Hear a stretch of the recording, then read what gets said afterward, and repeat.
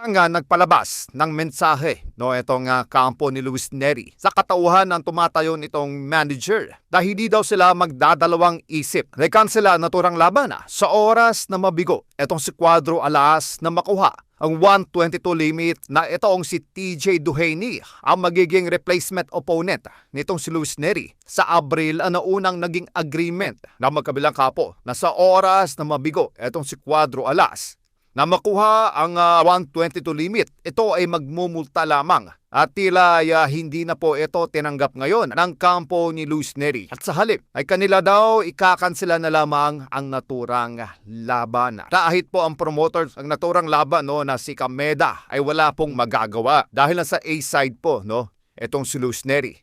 At ito ay pinakiusapan lamang ni Koki Kameda na labanan itong si Cuadro Alas. Di pa po natin isama dyan yung agreement na kung saan ay wala pong random drug test sa kampo nitong si Luis Neri. Ilo pa man ay optimistic ang mga Filipino boxing fans na makukuha po nitong si Cuadro Alas ang 122 division. At hindi na po kailangang humantong pa sa pagkansela ng naturang mega bout.